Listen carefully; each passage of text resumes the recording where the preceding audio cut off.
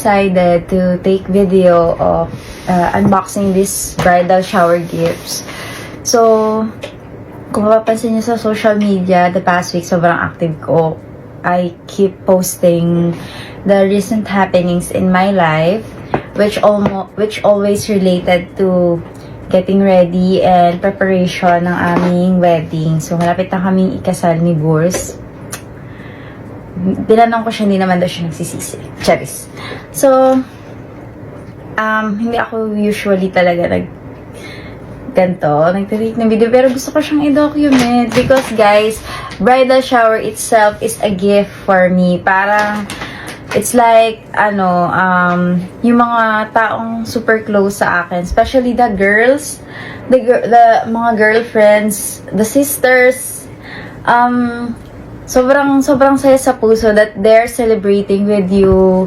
They're sending you off to another chapter of your life, which is getting married and becoming from Miss to Missy. So, sobrang saya. So, plus may mga ganito pa silang efforts na nagba-bridal shower, sinu-surprise. Alam niyo, pag sinu-surprise talaga ako, medyo nonchalant talaga akong person. So, when the word surprise pops out, para akong tulala lang talaga. Tapos yung mga unti-unting nagme-make sense yung mga nangyayari. Like, hala, kaya pala tanong sa akin si Chloe about weather. Pupunta pala kami ng Boracay.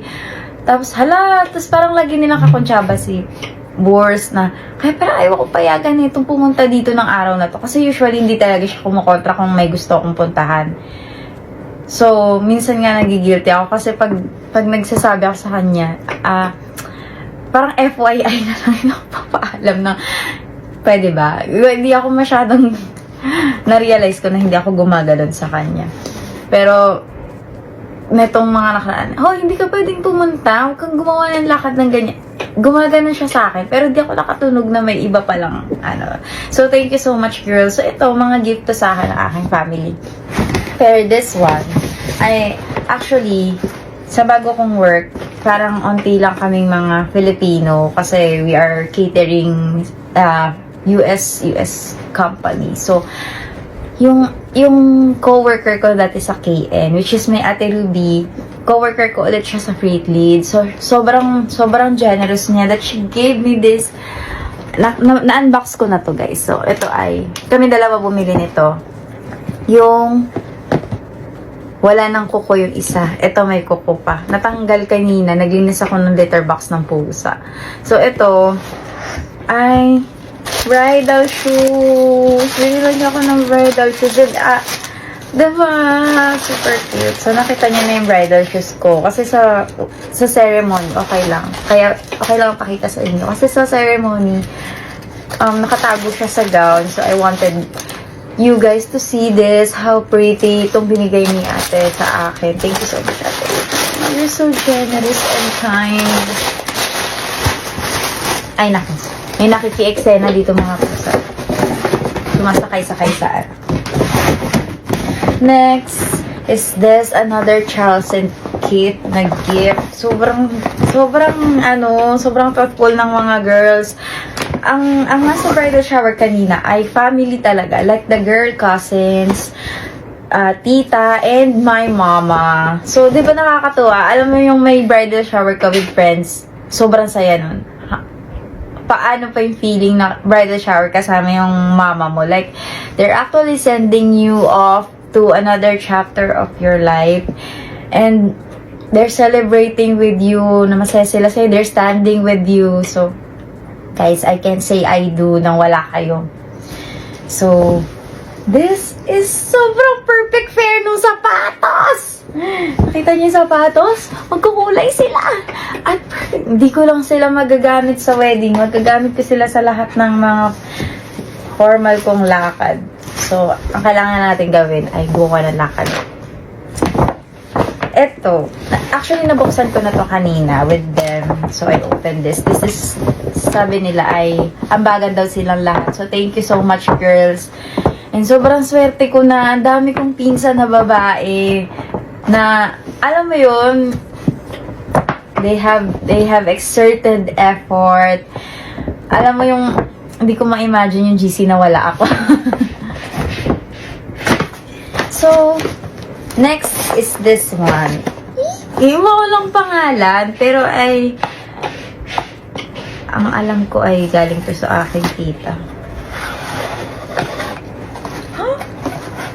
Light the candle, wear some flowers and live a slow sunny life. Alam ko galing to sa tita ko. Ay, cute mug! Coffee mug! Boris, bawal hiramin. Ako lang magkakape dito. Actually guys, pagdating ko, so, nagdalang paper bag. Sabi ni Boris, asan niyo sa akin? Si Boris kasi guys is really, he really love gifts. So, kung gusto mo talagang i-express yung pag-ibig, pagmamahal, at ano sa kanya, gifts talaga. Yun talaga ang kanya numero una sa kanyang listahan ng love language. So, kung mapapansin nyo, mag-gift din siya sa akin. So, they gave me this sash. Nakasash ang person kanina. At saka itong, so, tingin ko nga to. Actually, kagigising ko lang. Galing na ako dun sa antoy ko kasing nainom na wine. Kaya, atok ako pag-uwi ko. Diyos ko po. Pero i-upload ko to sa TikTok. Masaya ako dito. Wala tayong background music, guys. At ang aking mga pusa ay nag-horomentado. Mag-unbox tayo bago ako manood ng Pulang Araw. Mga ningiyaw-ngiyaw kasi gugutom sila. Pero pinakain ko na yun bago ako matulog. Ah! Yung cute! See! Higaw na pearls! Ah! Nakakatuwa. Natutuwa ako. Nakakatuwa yung naaalala nila yung kung saan ka mahilig. Sobrang alam nila na gusto ko talaga yung beach. Hindi naman ako lumalangoy pero gusto ko nakakita ng beach kasi. So, kapag nalulungkot or kapag malungkot, pag masaya, gusto ko mag-beach. Ayan, nakikialam na sila sa mga ginagawa ko. Pakita sa inyo. Yan. Daming gustong makisali sa unboxing na ito. So, meron pa dito. Para nakang bouquet kanina. At ang pinaka-excited talaga sa bouquet ay si Sophie. Mahilig siya sa bulaklak, guys. Yung mga binigay sa akin ni Boris, pinipitas niya, hinihimay niya, nilalagay niya sa kama. Hindi ko alam kung bakit niya ginagawa yun. Pakita ko siya sa inyo. Siya ang unang umaamoy ng mga bulaklak. So, guys, this is Sophie. Ay, pinakita mo sa kanya itong flower na to. Sophie, I have a flower. Actually, tinago ko na nga sa likod ng kurtina yung bulaklak na mga binigay ni Boris kasi natuyo na. Eh, hindi ko pa siya nabibigyan ng time na ilagay sa parang box. Itong bruha, laging kinukuha yung mga petals. Pero kinukuha niya yung petals, tapos nilalagay niya dito sa kama. Hindi ko ginagawa yun. Ito, I think this is galing sa Pastera Sisters. Kasi, I have a feeling na ito ay galing sa Pastera Sisters. Kasi, yung tatlo na yun, pag namili, sabay-sabay talaga sila. So, meron ditong tatlong same ng gift wrap. So, yung, meron akong mga pinsan.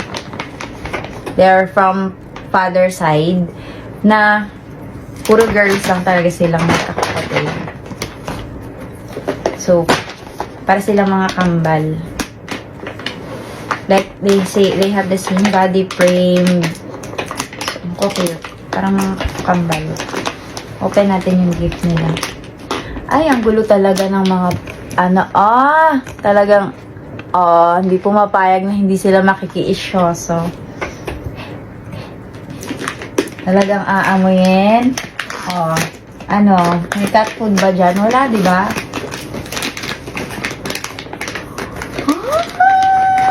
Sobrang thoughtful nila. Alam nyo guys, kasi hindi piso yung ginagastos pag nagkakaroon ng mga gantong bridal shower. Kaya sobrang na-appreciate ko talaga yung mga nagigip. Self-care. Cute. Ang cute. Alam mo, dapat bibili ako ng gantong headband sa Glad King noong nakaraan. Kaso naisip ko, hindi ako bumili. May nag-gift sa akin. Nakakatuwa. Thank you. I think galing to kay Faith or kay Maima o kay Feli. Yung cousin ko na yun, kakasal na rin siya. Pero wala pa siyang date. So, we don't pressure her. We just want her to enjoy her fiancé era. Ay, ayaw mo balik. Huwag mo pakialaman. Ayan na, pinakaialaman na niya yung bouquet. Shh, huwag mo pitasin yan. Nyopi. Soapy. So, let's open this.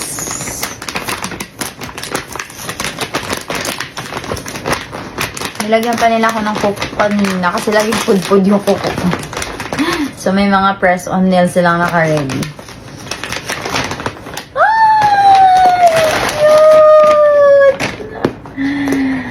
Thank you so much, girls. I super love it. Bath gift set. So, merong hand cream, merong bath salt, at shower gel. Alam niyo, sobrang alam niyo talaga yung mga katitahan ko.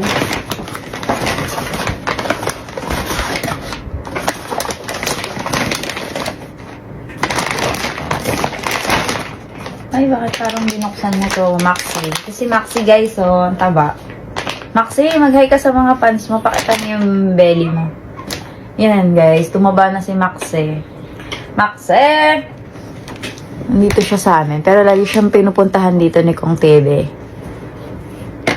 Pero, ewan ko, iniiwasan niya si Kong TV. Nagtatapos siya.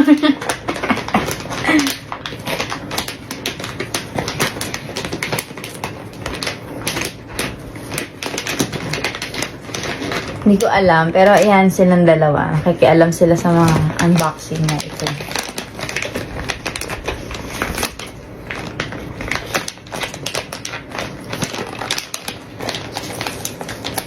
Ay, pakailamera. Tingnan yung ginagawa. Oh. Yan, ano na. Okay.